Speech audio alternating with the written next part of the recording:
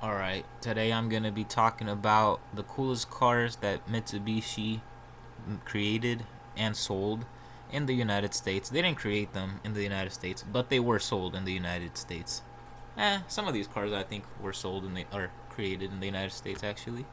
But let's just get straight into the video. You got to know this is my opinion. Alright, we'll start off with the Mitsubishi Eclipse first generation. This one, looks wise, performance wise, what is it, like 200 horsepower, 205? I don't know. Well, I like the way no, I don't like the way it looks. I can't even cap. It looks alright. I'm gonna have to give it a C. You know, I get it, this car was from a long time ago. It's just not my era, not my style. You know, nothing that I vibe with. Instantly though, this car, I'm biased as hell probably. You can't even see it. It's cut out. The second generation Mitsubishi Eclipse. That one, the styling on it, I love it. I'm a huge fan of coupes, which is why the first generation also got a C. You know, it's not an F. But yeah, second generation Eclipse, they beefed up the power a little bit. Still had the same engine, I'm pretty sure, which is the same one that was like in prior Evos. Yeah, so you can make some really good power out of that. You know, the GST, the GSX for both of these coming out with the turbocharged engine. So, you know, really solid right there. So with the first, second, you already know what's next. Third generation Eclipse. I'm gonna give it a D. I don't think it's an F because shit. You know what? No.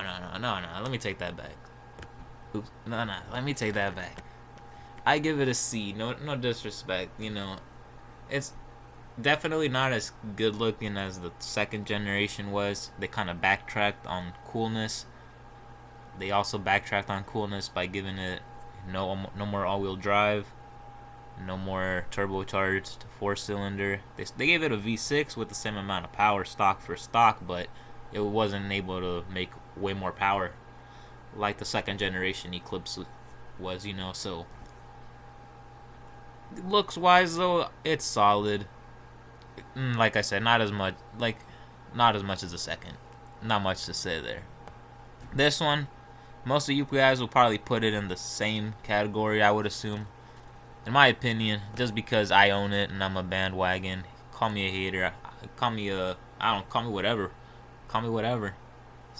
Fourth generation Eclipse, awesome fucking car, alright? Faster than all these cars, stock for stock. Can't say shit about that, alright? Of course, second generation makes way more power. That's why it's S tier. That's a godly car up there, alright? Fourth generation Eclipse though, they went back to the roots of the second generation. I think, you know, like the hood wise, like a couple parts of the car still look reminiscent. It's a very beautiful car, but it's very fat. It's a fat, beautiful car. So I know most guys don't dig fat chicks, and there you go. You know, that's what I gotta say. I like that car. Very fun. Only thing that sucks too though is they did not make it all-wheel drive. And the V6, you know, 263 horsepower stock. Like, come on. Hey now. Like, shit. Not bad.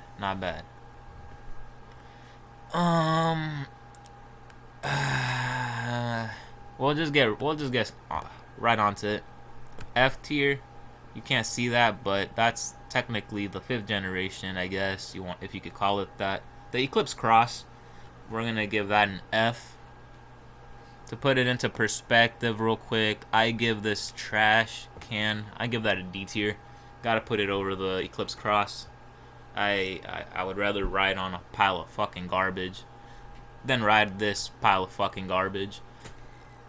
I wouldn't hate it if it didn't have the name Eclipse on it. I get it, it's the Eclipse Cross, not the Eclipse. It's still Eclipse. Fuck out of here. Alright, with that being said, what do we want to go in next? We'll go with the 8th generation Mitsubishi Lancer Evolution. And then let's just the 9th generation and the 10th generation. Honestly, the Evo, sorry. I love all Evos that came out in the United States. I would love to own any of them. People hate on the X. It's a different engine. It's way bigger. Kind of slower, you know, when you want to mod that shit. But I love it too. I would actually honestly prefer the X out of all the other ones, but that's just my personal opinion. I know most people like 8 or 9 a lot better. X for me all day. All of them S tier though. Yeah. Like styling wise, in my opinion, I don't know. They did like the most beautiful, one of the most aggressively sedans like out there. You know, like I can't put it into words. It's just beautiful. It's beautifully aggressive. I don't know if you could say that. If that's a word, beautifully. It is a word. I'm fucking stupid. All right, let's just get right on to the 3000 GT. The 1st generation. I'm gonna put it right next to my car, the 4th generation Eclipse. Call me a hater if you want. I think it's that they're both right up there. You know, they're very solid cars. Actually, no. Now that I think about the power, yeah, no. Definitely got to give it an A tier. It'll shit on my car if it's the VR4. Yeah.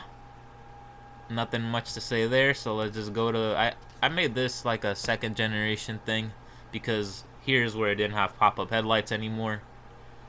And I give it around the same tier because it just looks very badass. It performs very badass. You know. V6 turbocharged, like come on, that's fucking cool. That's crazy. Twin turbo, right? And then right next to it, I just wanted to show you guys. You can't really see it, but the 1999 edition, I classify it as its own little uniqueness because it's worth way more money. Just because that year they came out with the crazy wing, and I don't know if they did anything else. I haven't seen that Doug video in a minute, but yeah. That's my tier list. These are all the cars that I wanted to talk about real quick. It's probably not a quick video. What do you guys think?